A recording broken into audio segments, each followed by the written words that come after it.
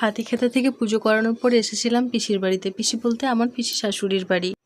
পিসির বাড়ি যখন আমরা পৌঁছই তখন দুপুর গড়িয়ে প্রায় বেলা হয়ে গেছে। আমরা ভাত টাত খাওয়া দাওয়া করে একটু রেডি হয়ে সন্ধ্যের দিকে বাচ্চাগুলোকে নিয়ে একটু বেরিয়েছি। যেহেতু বেটু ছিল সাথে, সে কারণে বাজারে খুব বেশি সময় কাটাতে পারিনি, বাড়ি চলে আসতে হয়েছিল তাড়াতাড়ি। আর এই যে এখন খাচ্ছি ভাবরা ভাজা, এখানের এটা স্পেশাল। তাই ভাসুর মশাইকে বলেছিলাম দাদাকে যে এটা আমায় খাওয়াতে হবে, দাদা আমায় ভাজাটা বানিয়ে খাওয়ালো। আর এটা হচ্ছে পরের দিন সকালবেলা, আজ আমরা বাড়ি চলে যাব।